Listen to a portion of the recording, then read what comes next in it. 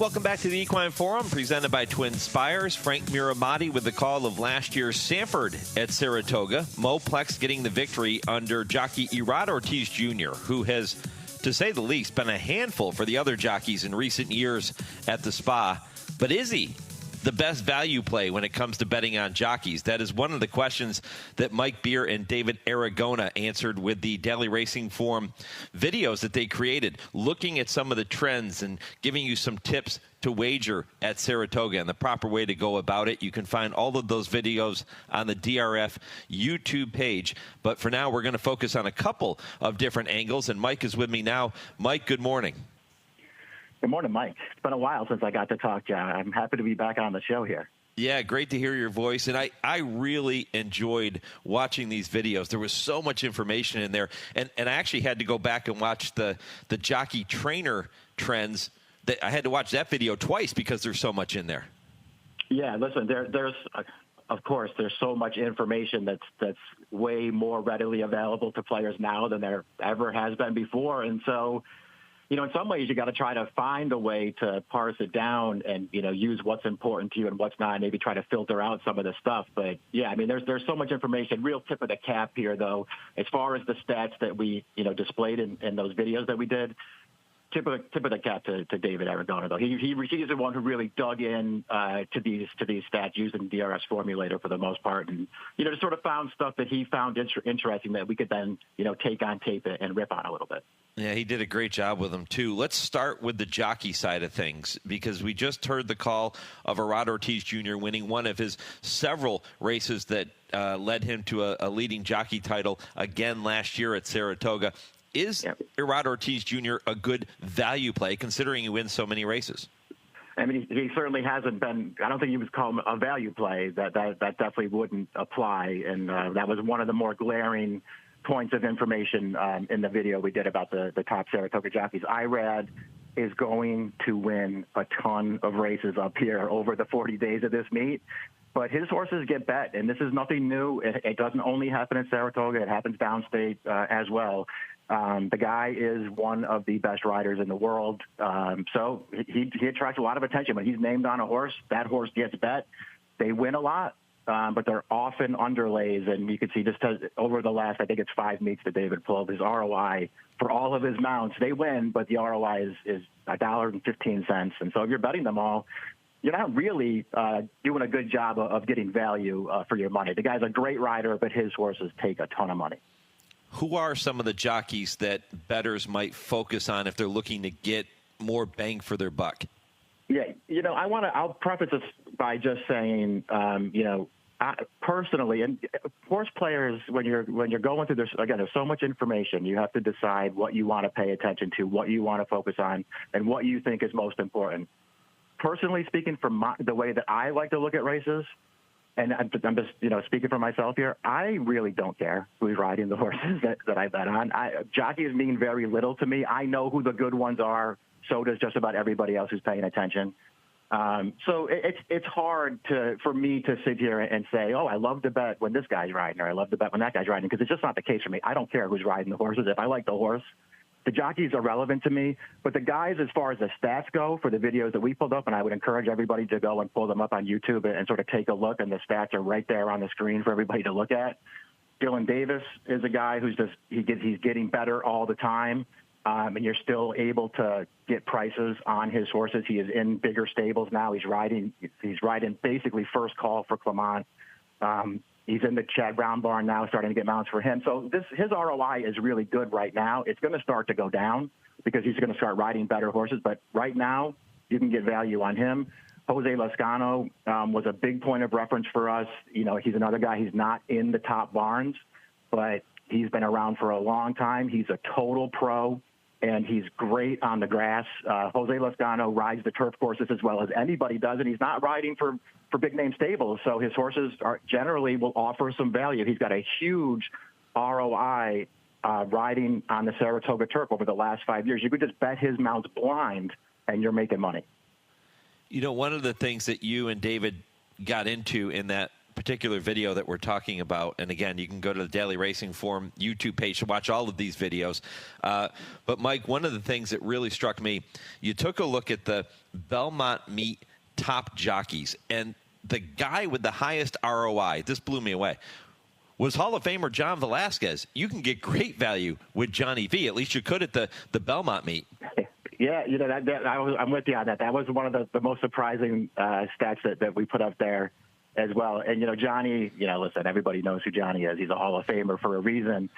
He can still ride, man. He's up there now, and he won't take as many mounts as, Irad or Flavian Pratt or any of those guys. He's not going to ride as many horses as they are.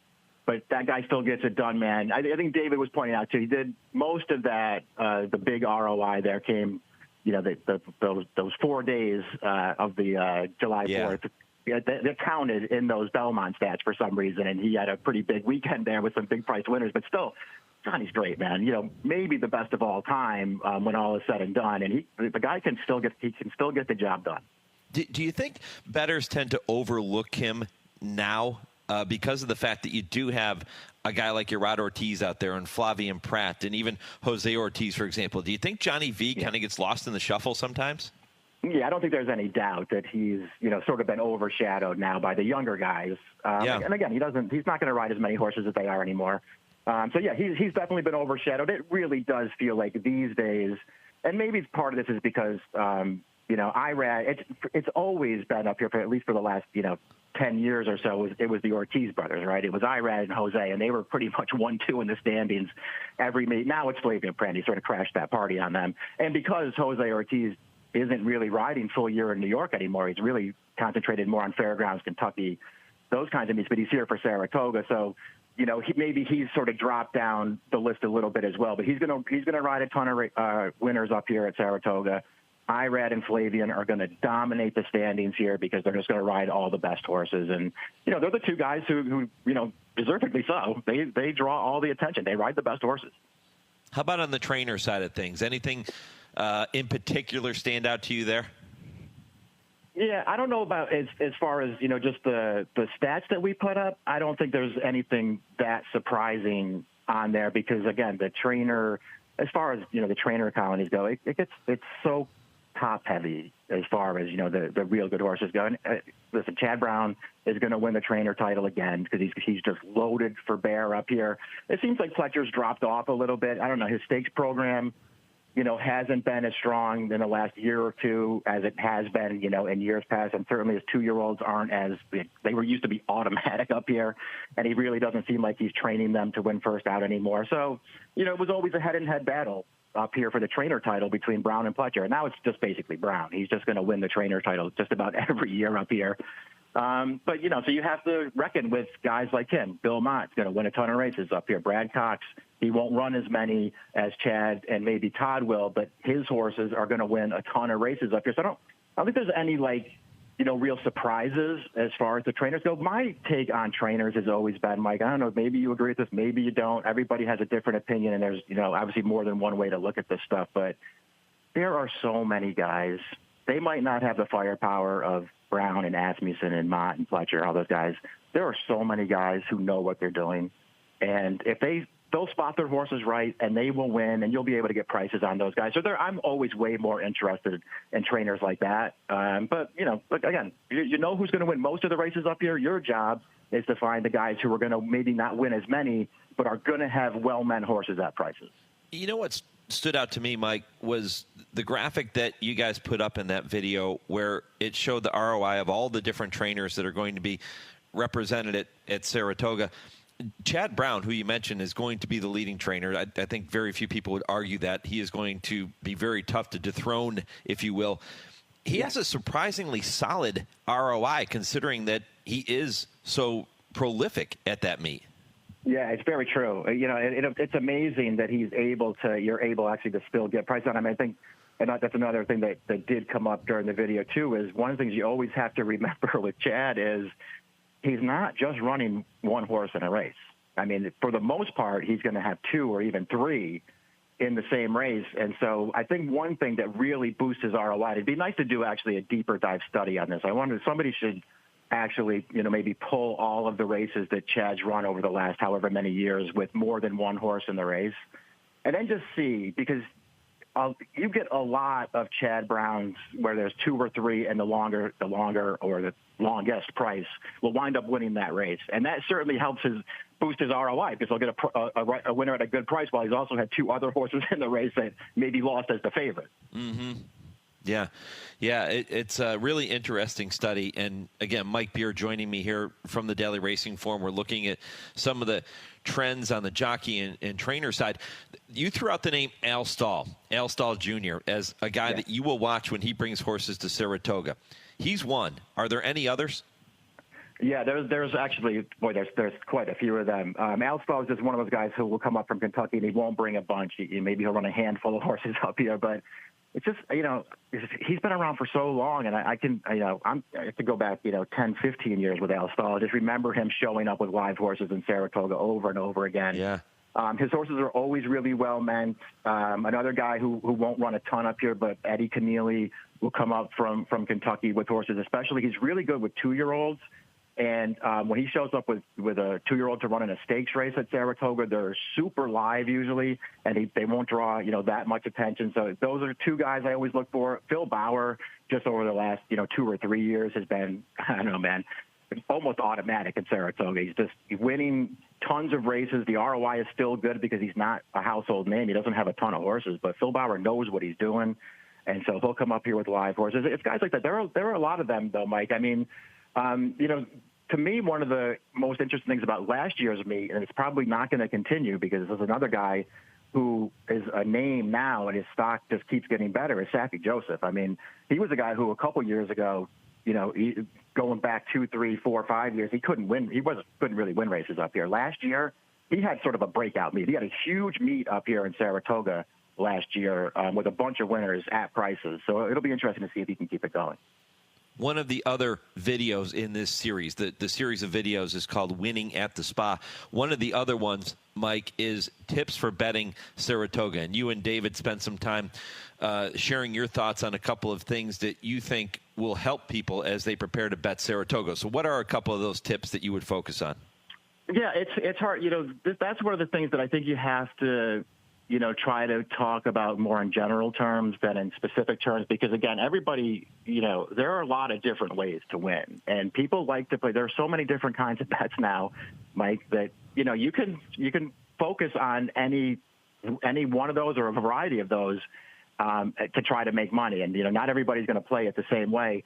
The great thing to me about Saratoga, especially when you're following New York racing year round, is you sort of get some new blood in these races.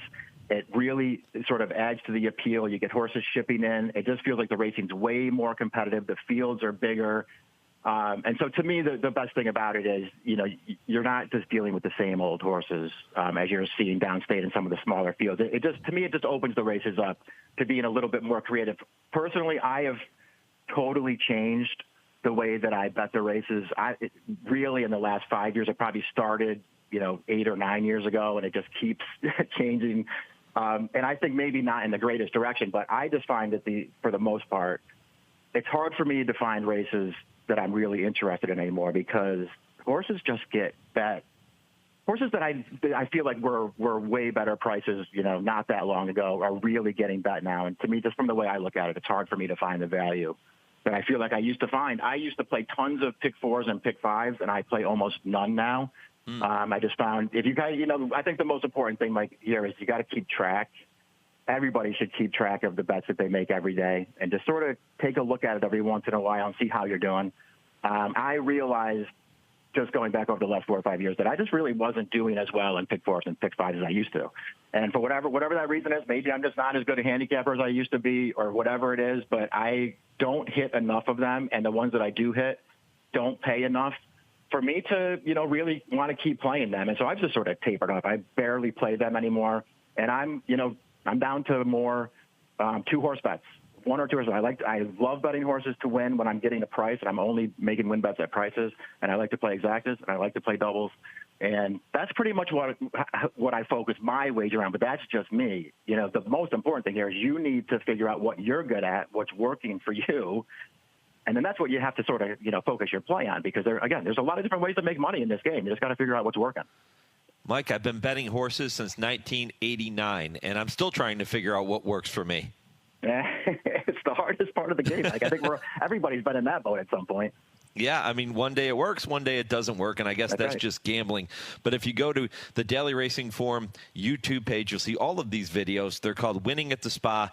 The first one focuses on track biases, how do the courses play at Saratoga, and then we talked about the jockey and trainer trends. You have evaluating 2-year-olds and the workouts with some of those youngsters that we're going to see at the Spa this meet, and then Winning at the Spa, tips for betting Saratoga. You can check them all out, including their picks for the Diana and the Bowling Green coming up later today. So a lot of things to check out there. And Mike, I really, really appreciate the time, my friend. It's always fun to catch up. Mike, I was happy that when I saw you reaching out to me, it was very, very good to talk to you. Thanks for having me on. All right, buddy. Good luck this meet. You too. Thanks. Mike Beer, the Daily Racing Forum. Yeah, so much information there. And when I say that I had to go back and watch the jockey trainer trend video twice, I wasn't joking. There is so much that they cover in that video. And when you look at all of the graphics they put up with the ROIs, it takes you a few minutes to kind of let all of that sink in and to really understand where the value might be. Good stuff there from Mike Beer. My thanks to him. And hope it helps you when you're getting ready to play Saratoga this particular meet.